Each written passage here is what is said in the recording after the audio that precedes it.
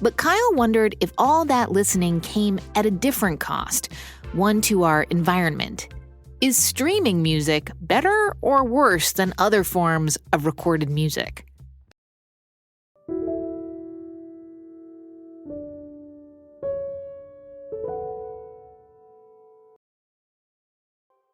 According to Kyle's research, streaming music online emits up to 350 million kilograms of greenhouse gas in 1 year, in the U.S. alone. It's the same as if we drove 74,000 cars for a year. By comparison, Kyle's research suggests that at its peak, the CD, vinyl, cassette era of recorded music emitted about half of that.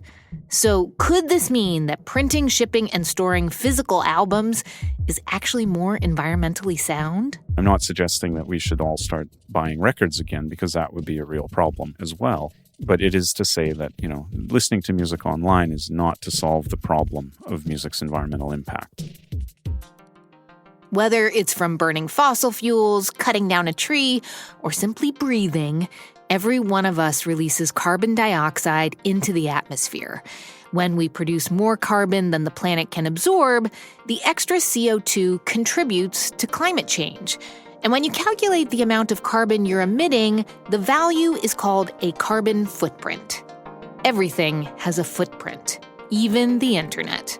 The internet's impact on the environment is really hard to see. I mean, look at your screen and it's just pixels, right? How much energy can data really use anyway?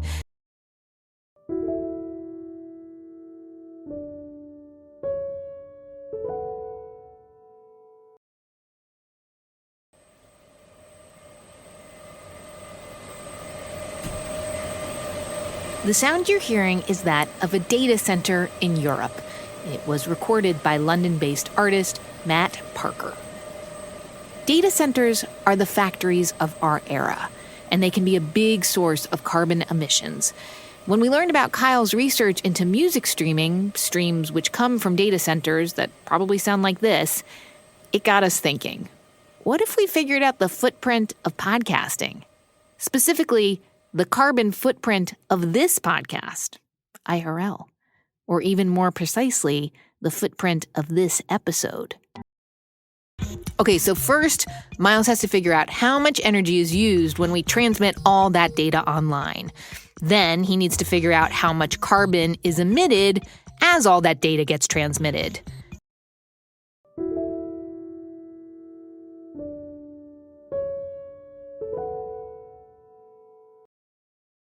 So I ended up using a slightly pessimistic number and estimated that in 2019, it takes around 1 kilowatt hour of electricity to transfer 1 gigabyte of information on the internet. 1 kilowatt hour per gigabyte. That's the baseline. You can basically burn a 100-watt light bulb for 10 hours with that energy.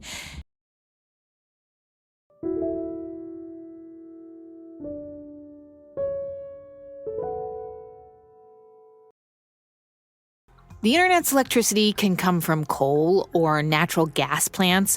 It can also come from renewable sources like solar or wind energy or hydroelectricity.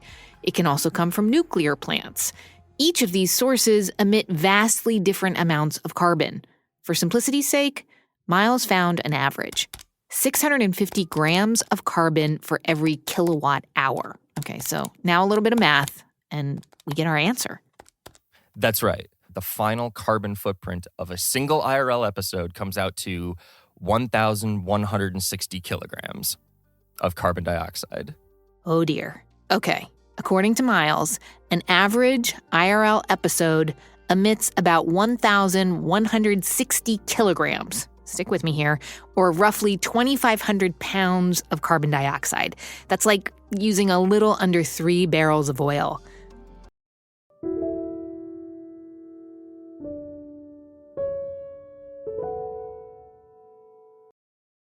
It sounds like a lot. It's over a metric ton of carbon dioxide, but that number is still at least 100 times less carbon dioxide emissions than a single TV show episode, like a single half-hour TV show episode. So we're still doing better than television. That means, all things considered, there are worse things you could do than listen to a podcast. Go podcast. Team podcast forever.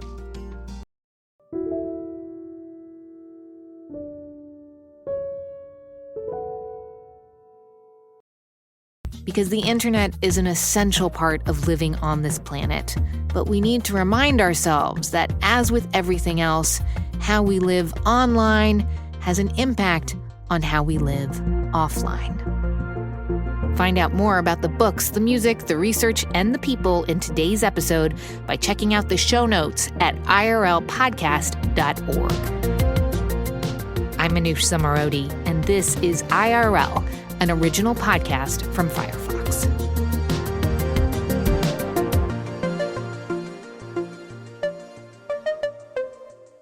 Baby shark doo doo doo doo doo, baby shark doo doo doo doo doo doo doo doo doo doo doo doo doo doo doo doo doo doo.